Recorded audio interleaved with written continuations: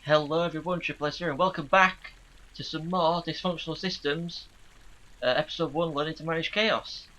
I started this game a century ago. I finished recording the game half a century ago. A couple of years after that, I lost all the episodes, so I've been having to re-record everything, and now, back after an hour-long special I did, and then stopped recording again. But now I'm back since I finished one Japanese style game. I've started this one, which is kind of like Japanesey kind of style. So I'm going to finish this and then move on to other Japanese games, since now I've finished Go-Go Nippon, My First Trip to Japan. Now we have two choices here.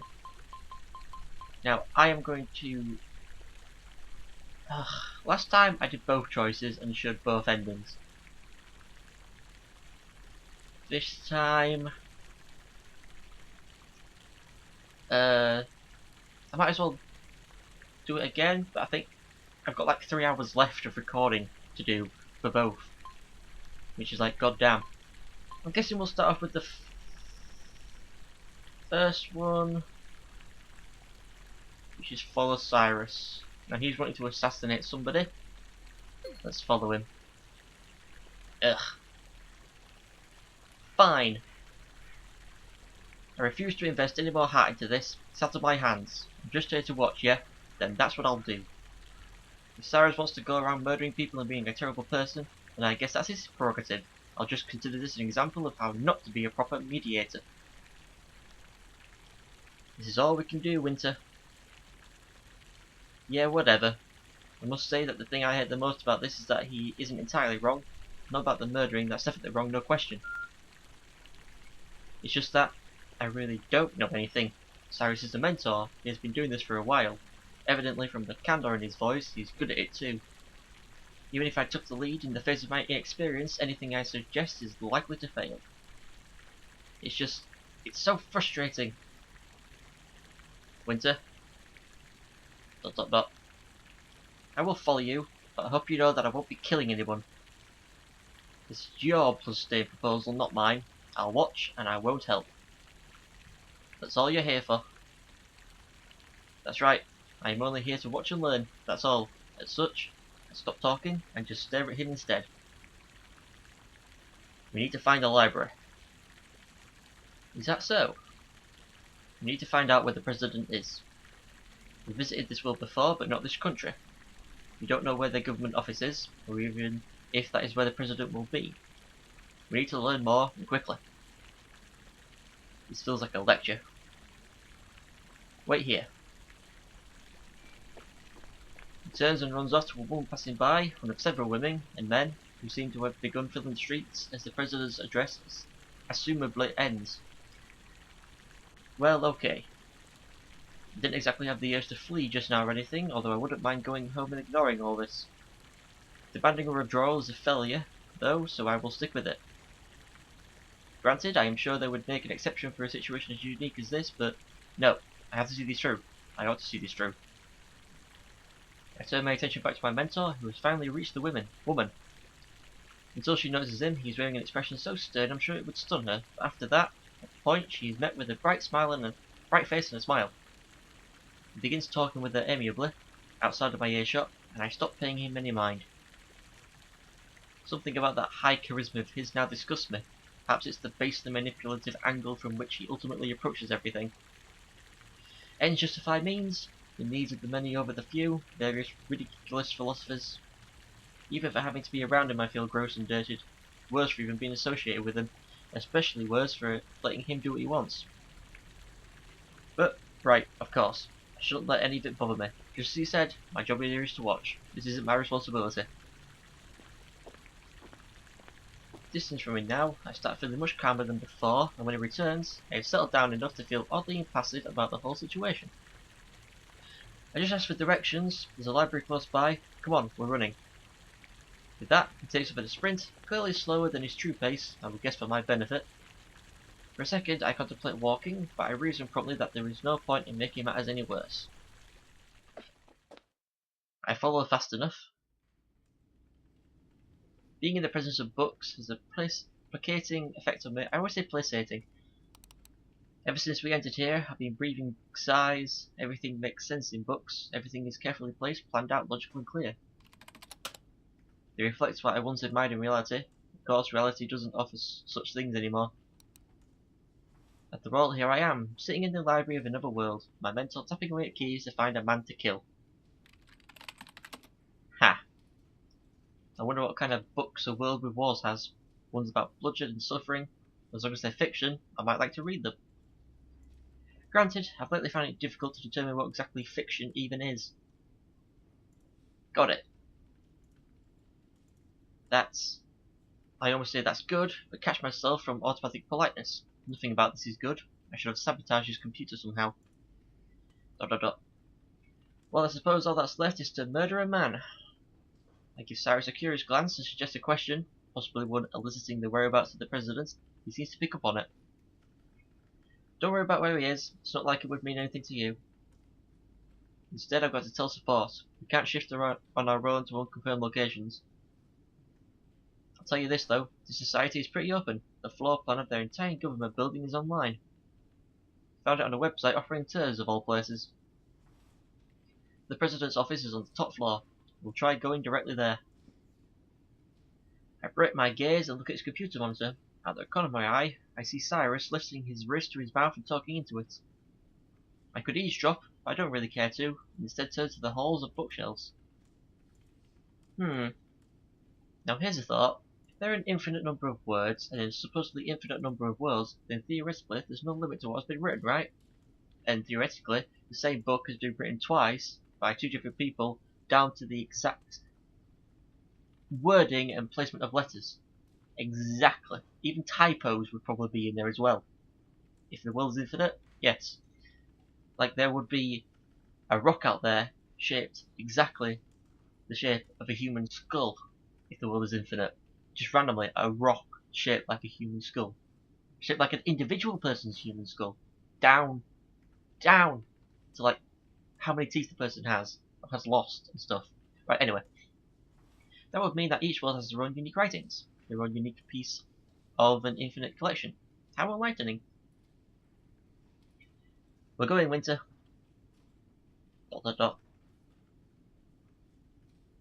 I wonder how long I can keep up this charade of nonchalance. I'm afraid that as soon as I take it down, I'll be completely aware of the severity and sickness of the oncoming event.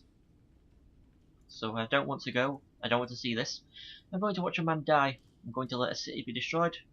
I can't believe I joked about this. ... I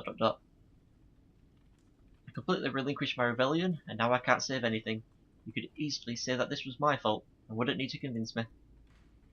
I could have done something. I could have tried harder. If this is a lesson, I want to stop coming to class. I must keep going though, regardless of my feelings on the matter. Really, I have to. I have to keep doing this, and I have to keep dealing with him. If I'm going to allow this, then I can't hide from it. I look back to Cyrus. The coordinates have been sent to your ICD. We'll be going together in 5. I lift my wrist and turn the small screen towards me. There are coordinates and a countdown showing. Cyrus is taking something from his inventory.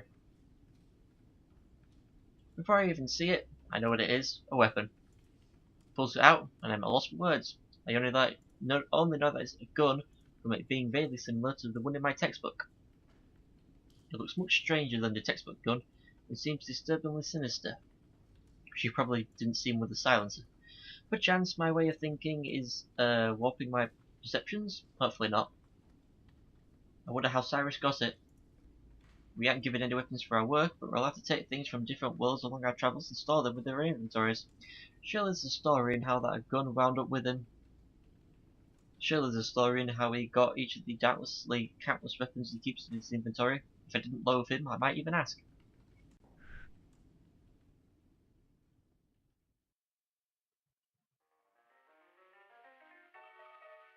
My surroundings quickly change as the countdown reaches 0. I take stock of the new room, noting that it's practically furnished yet elegant, with the same large desk I saw on television sitting meters away from us. On television, yeah.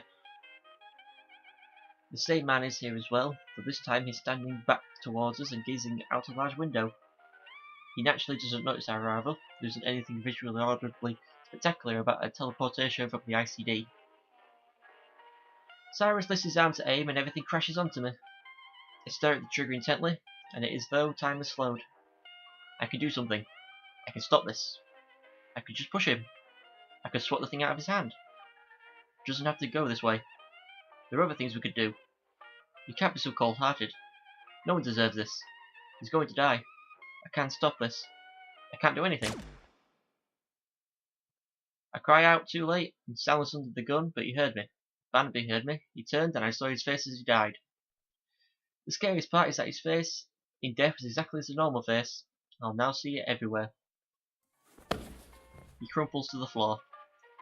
Cyrus doesn't scold me for shouting, he just stands still at my side pointing his gun at the president's corpse. Ah! I stare at the body and become aware of my breathing. I take in air and rattle as it fills my lungs. This is literally the strangest experience I've had since I got here, and I'm not convinced it's real, and don't want to be convinced. I'm displaced and overwhelmed. I haven't even read novels like this. I can't react to something so almost fake.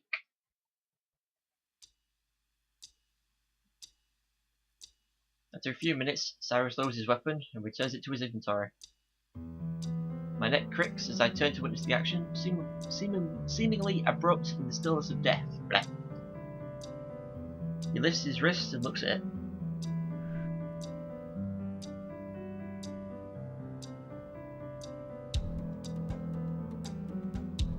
I then return to the street where we started, some distance from all the televisions. At the new location, I break from my stupor and attempt to ground myself again. I assure my mind that this is all real, knowing that it is. Pardon me, I soon look upon Cyrus with contempt. Wasn't that it? What are we doing still here? Guilty and need another drink, perhaps? We need to monitor the situation. There may be more to do yet. In this case, doesn't that mean more people to kill? Whatever, I've done what I have to. Can I leave now? Frankly, I don't even care about my grade after this. ... Look. What? I turn to what Cyrus is directing my attention to, the wall of TVs from before. There's a small crowd gathered there, and over their heads I can see the instantly recognisable crest of the Brighton presidency displayed on the screens. Without a word, Cyrus moves to join them. I reluctantly follow, uncertain whether I'm going to like what I'm about to hear. This is the emergency broadcast system. This is not a test. Please pay close attention to the following message. This message will begin in 10 seconds. Then they've stopped myself from using found out or alternatively caught you, realising our company. Cyrus merely looks down at me for 3 seconds before gazing back to the symbol. If the president is dead, who's going to speak? Second or something? The message will now play. Oh, what? Sir, isn't that... Shh. It's the president, dressed in his same brown suit, behind his same large desk, in the same exact room that I just saw him die in. I thought this place wasn't magical. Isn't this necromancy? Cyrus's expression reveals little to the mystery as usual. I can see for certain that he is in no way nervous about this. Right, it can't be necromancy. Rigid physics, Winter. Think with some sense. Cyrus probably killed a body double or something. Is body double the right term? Kill somebody acting as somebody else? At least I seriously hope so, because the last thing I need after all this is wizards. People of Brighton, do not be alarmed, but the news that I bear is by no means alarming. This tape is to be played at the time of my death, to be more exact, the time of my assassination.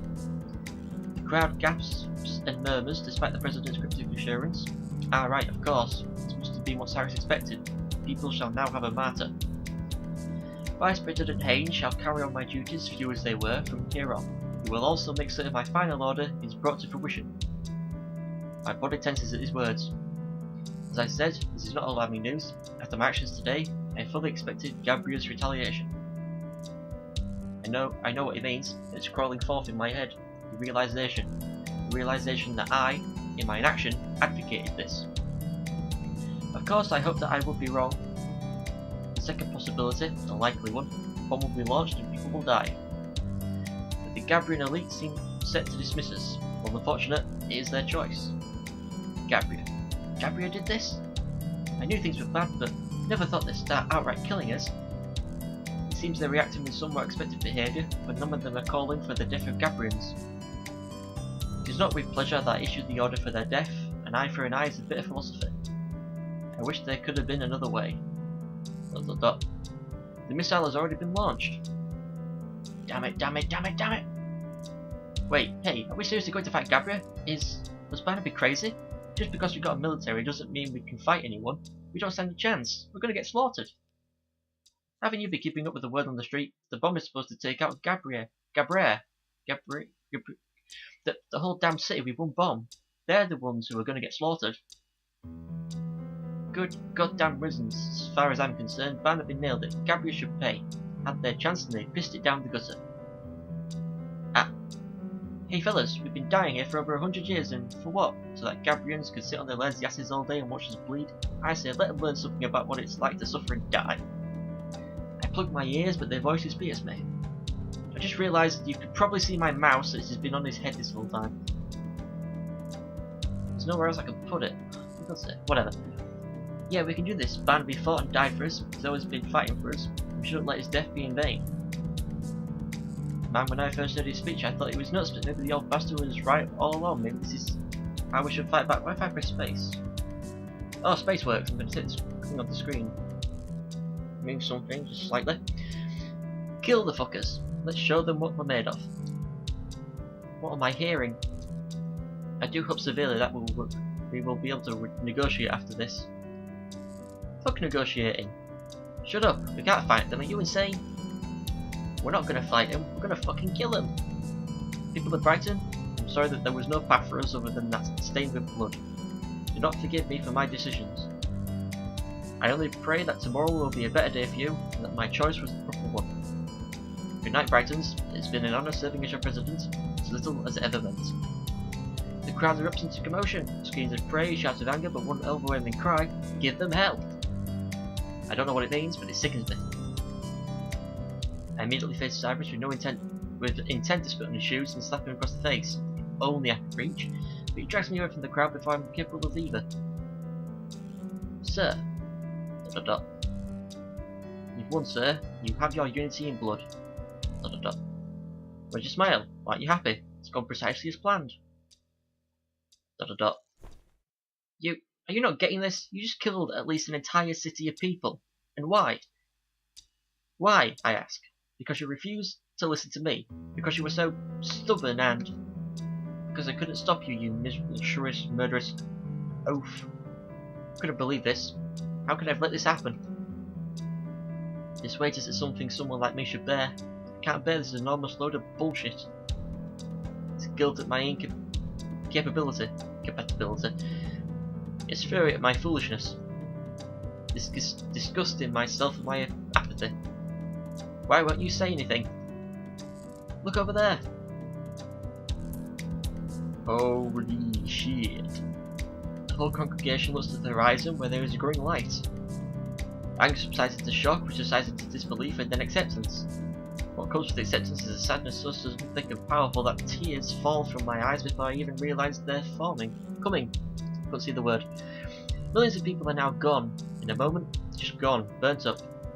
I'm to blame. I failed. Absolutely 100%. I allowed this ruination. Sir, you... I just can't believe you. I just can't accept this. Why did you kill them? An immense wave of sand and energy pounds through us and I nearly topple over, held still only by tugging at Cyrus' shirt. Shit. Shit! Shit! Well, shit, Cyrus, really? That's all you've got to say after all this? Shit of all things? Let me tell you what you should be saying right now, you murderer. You fucked up everything. Settle down, we don't have time for that.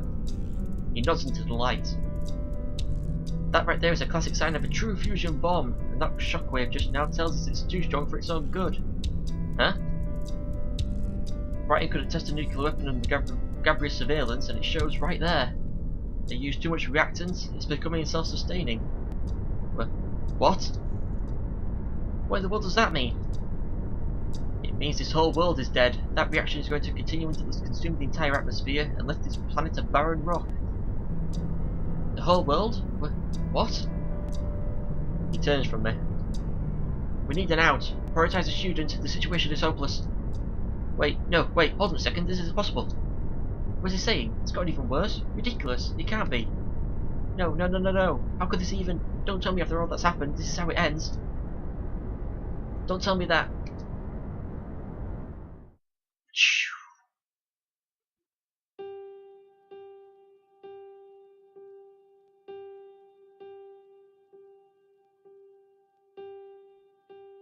Right, well, I am going to end this episode off here, and we'll carry on later and find out stuff, because there's actually more to this game. More than I thought there was going to be. I thought like it would end like kind of around here-ish point.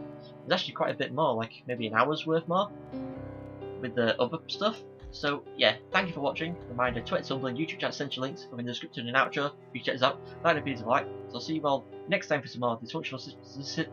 Jesus Christ. Dysfunctional Systems, episode 1, learn to manage chaos, and next episode I will learn to speak. And see you all next time. Goodbye.